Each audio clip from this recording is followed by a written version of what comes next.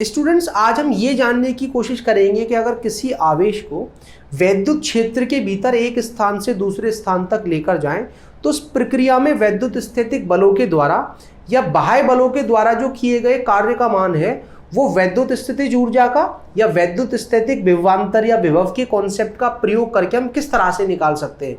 तो चलिए इन सभी कॉन्सेप्ट्स को समझने के लिए बिना टाइम बर्बाद किए शुरू करते हैं आज के इस वीडियो को। तो मैंने आपको एक परिभाषा बताई थी कि अगर आप किसी भी आवेश को बिंदु ए से बिंदु बी तक लेके जाते हो और उस प्रक्रिया में वैद्युत स्थैतिक बल जो भी कार्य करेंगे उसका जो ऋणात्मक मान है वो आपको दोनों स्थितियों के बीच में, अंतिम स्थिति जो कि बी है और प्रारंभिक स्थिति जो कि ए है, दोनों के बीच में स्थितिज ऊर्जा का अंतर देता है। और मैं साथ ही आपको ये बात भी बता चुका हूं कि अगर आप आवेश को इस तरह से लेकर के आ रहे हो कि प्रत्येक बिंदु पर वैद्युत स्थैतिक बल और बाह्य बल का मान भी बराबर है, तो जितना कार्य वैद्युत स्थैतिक बल करेंगे उतना ही बाह्य बल करेंगे, बस दोनों की जो प्रकृति है वो विपरीत होगी। इनका कार्य अगर ऋणात्मक है तो बाह्य बलों के द्वारा किया गया कार्य धनात्मक होगा उतना ही।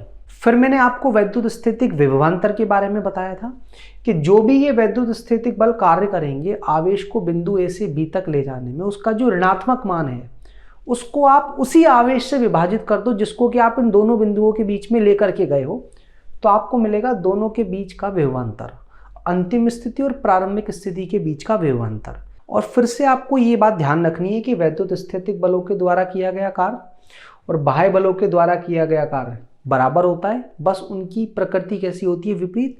तो बाह्य बलों के द्वारा किए गए कार्य को अगर आप उसी आवेश से विभाजित कर दो जिसको कि आप लेकर गए हो इन दोनों बिंदुओं के बीच में, तो आपको दोनों बिंदुओं के बीच का विभवांतर मिल जाएगा। यहां से अगर आप Q का गुणा इस वाले टर्म से कर दो VB माइनस VA से, तो आपका W एक्सटर्नल निकल आएगा A से B तक का। तो आप ये भी कह सकते हो कि ये वाला जो टर्म है वो साथ के साथ किसके बराबर होता है, Q ब्रैकेट में VB माइनस VA।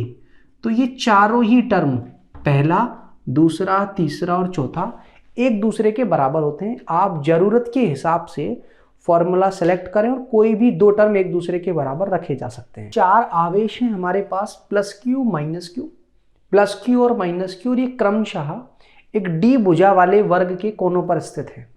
और एक आवेश है Q0, उसको अनंत से इस वर्ग के केंद्र पर लाया जाता है। तो इस पूरी प्रक्रिया में आपको कितना कार्य करना होगा वो बताना है। तो ये रहा मेरा वो वर्ग जिसके किनारों पर चार आवेश स्थित हैं। उसी तरह से जैसा कि प्रश्न में बताए गए हैं, वर्ग की भुजा कितनी है, D, और मुझे इस वर्ग के केंद्र पर जो कि दोनों विकर्णों के कटान बिंदु पर होता है वहां पर एक आवेश को लाकर रखना है जिसका परिमाण कितना है, Q0।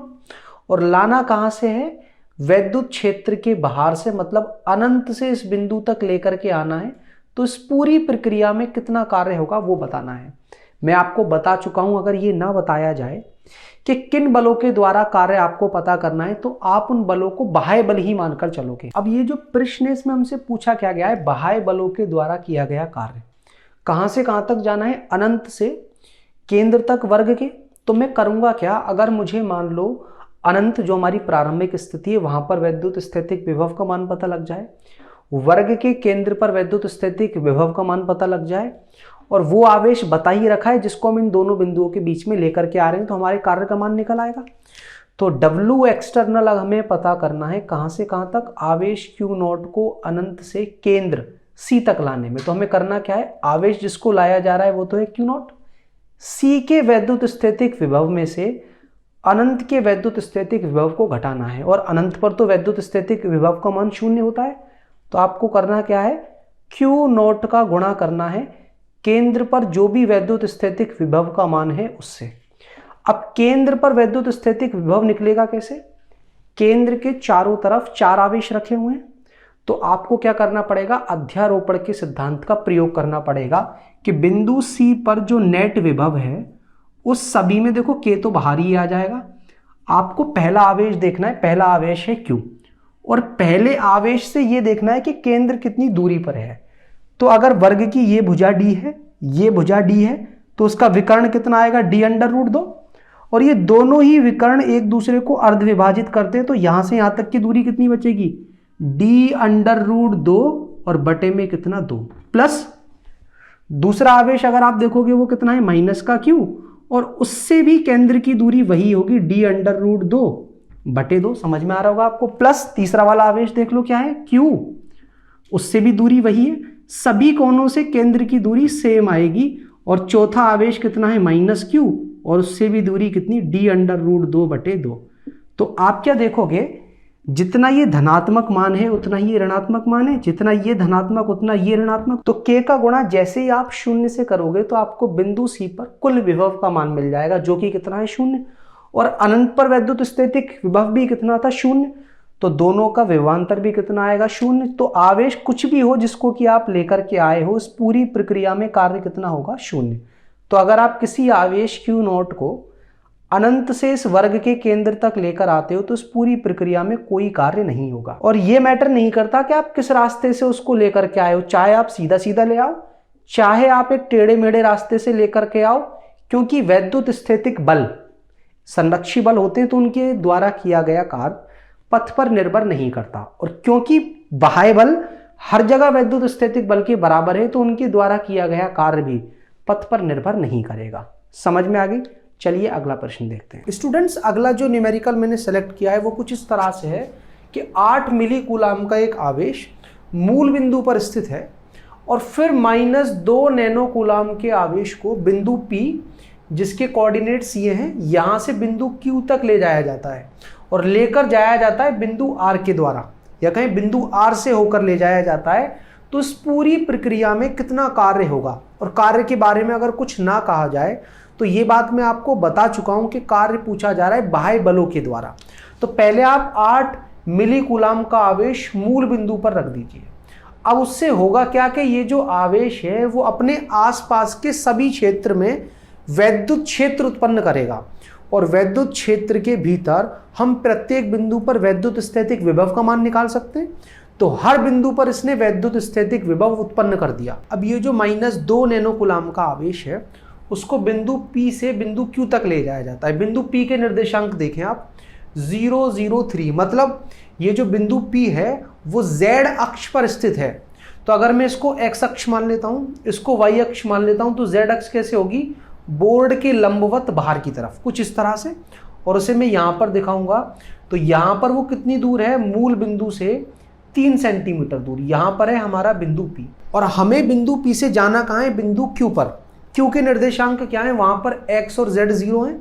तो बिंदु Q हमारा Y अक्ष पर है और मूल बिंदु से उसकी दूरी है 4 सेंटीमीटर। लेकिन P से Q तक हमें डायरेक्ट नहीं जाना है, हमें जाना है बिंदु R से होते हुए। R के निर्देशांक क्या है, X 0 है और Y अक्ष पर पहले आपको 6 सेंटीमीटर ऊपर की तरफ चलना है। तो यहां तक 4 था, आगे मैं मान लेता हूं थोड़ा ऊपर, यहां 6 सेंटीमीटर पहले मैं कहां गया, Y अक्ष पर, और फिर 9 सेंटीमीटर हमें बाहर आना है। तो कुछ इस तरह से अगर आप बाहर की तरफ जाओगे तो 9 सेंटीमीटर दूर यहां से Z अक्ष पर क्या होगा, बिंदु R। तो बिंदु P से पहले कहां जाना है, बिंदु R पर, और बिंदु R से जाना है कहां पर, बिंदु Q पर। तो इस पूरी प्रक्रिया में बाह्य बल कितना कार्य करेंगे ये पूछा गया है। अब देखो, मैंने ये बात आपको बताई है कि वैद्युत स्थैतिक बल जो होते हैं वो संरक्षी बल होते हैं, और संरक्षी बलों के द्वारा किया गया जो कार्य है उसका मान पथ पर निर्भर ही नहीं करता। और इस पूरी की पूरी प्रक्रिया में संरक्षी बल और बाह्य बल एक दूसरे के बराबर होते हैं। तो आप ये भी कह सकते हो कि बाह्य बलों के द्वारा किया गया कार्य भी पथ पर निर्भर नहीं करता। तो बाह्य बलों के द्वारा किए गए कार्य का मान हम कैसे निकालते हैं कि जिस आवेश को ले जाया जा रहा है वो आवेश डालना है चिन्ह के साथ, और ब्रैकेट में क्या, अंतिम बिंदु का विभव माइनस प्रारंभिक बिंदु का विभव। अंतिम बिंदु क्या है हमारा Q, तो Q पर हमें विभव पता हो, वो विभव उत्पन्न कौन करेगा, ये 8 मिली कूलाम का आवेश। कितना विभव उत्पन्न करेगा वो K, आवेश को डाल देते हैं कूलाम में, तो 8 × 10⁻³ और मूल बिंदु या कहें आवेश से Q की जो दूरी है वो है 4 सेंटीमीटर, उसको डाल देते हैं मीटर में। तो ये आ गया बिंदु Q पर विभव। और बिंदु P पर जो विभव है, जो हमारा प्रारंभिक बिंदु था, वो इस आवेश से 3 सेंटीमीटर दूर है। यहां पर विभव का मान क्या होगा, K, आवेश वही 8 मिली कूलाम, उसको कूलाम में परिवर्तित करने और दूरी को मीटर में डाल दें, 3 × 10⁻²। इससे तो आपको मिलेगा Q और P के बीच का विभवांतर, और उसको आप उस आवेश से गुणा करें जिसको आपने इन दोनों बिंदुओं के बीच में चलाया है, वो है -2 नैनो कूलम का आवेश। अब बाह्य बलों के द्वारा किया गया जो कार्य है उसका मान निकालने के लिए केवल अब आप इसको सॉल्व कर सकते हो। तो -2 × 10⁻⁹ तो एज इट इज, यहां से k दोनों में से कॉमन है, 9 × 10⁹ वो बाहर आ जाएगा। आवेश दोनों में एक ही है वो भी बाहर आ जाएगा, 8 × 10⁻³ और बटे में जो 10⁻² है वो भी दोनों में से कॉमन आ जाएगा। तो ब्रैकेट में क्या बचेगा, 1/4 -1/3 और इसका लघुत्तम कितना आ जाएगा 12 और यहां पर आप लिख सकते हो 3 - 4। तो जब हम इसको सॉल्व करेंगे तो ये आएगा -1/12 और माइनस गुणा माइनस क्या हो जाएगा प्लस। और 12 से आप देख सकते हो कि 4 से ये तो 3 बार कट हो जाएगा और 4 से ये 2 बार कट हो जाएगा 8 और 3 से ये 9 जो है वो हमारा 3 बार कट हो जाएगा। तो आप देख सकते हो 2 × 6 दूनी 12 तो कितना आ जाएगा +12 और 10 की घात अगर आप देखोगे -9 से +9 कैंसिल हो जाएगा और ये -2 जब ऊपर जाएगा तो +2 यहाँ बचेगा 10 की घात -1। तो 12 × 10 की घात -1 या फिर आप कह सकते हो 1.2 जूल का कार्य करना पड़ेगा बाह्य बलों को।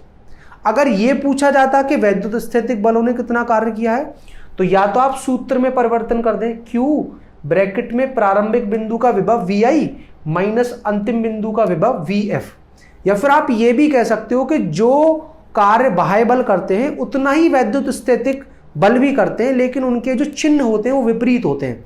तो वो कितना कार्य करेंगे, -1.2 जूल। अब स्टूडेंट्स आपको ये तो समझ में आ गया होगा कि किसी भी आवेश को अगर हम एक स्थान से दूसरे स्थान तक लेकर जाएं तो उस प्रक्रिया में बाह्य बलों के द्वारा या वैद्युत स्थैतिक बलों के द्वारा किए गए कार्य का मान हम किस तरह से निकाल सकते हैं। अब बिल्कुल एक बिंदु आवेश की तरह ही एक वैद्युत द्विध्रुव भी अपने आसपास के क्षेत्र में सभी बिंदुओं पर वैद्युत स्थैतिक विभव उत्पन्न करता है। और अगर आप ये जानना चाहते हो कि वैद्युत द्विध्रुव की अक्षीय स्थिति पर या निरक्षीय स्थिति पर जो वैद्युत स्थैतिक विभव का मान है उससे संबंधित सूत्र का हम निगमन किस तरह से करते हैं तो आप इस वीडियो पर क्लिक कर समझ सकते हो। और अगर आप पहले अध्याय विद्युत आवेश तथा क्षेत्र से संबंधित कोई भी टॉपिक पढ़ना चाहते हो तो आपके लिए मैंने प्लेलिस्ट तैयार की है, इस पर क्लिक कर आप जो टॉपिक चाहो वो पढ़ सकते हो। और टॉपिक अगर प्लेलिस्ट में ना हो तो मुझे कमेंट करके बताएं, जल्द से जल्द इस टॉपिक पर वीडियो बना करके मैं आपको प्रदान करूंगा।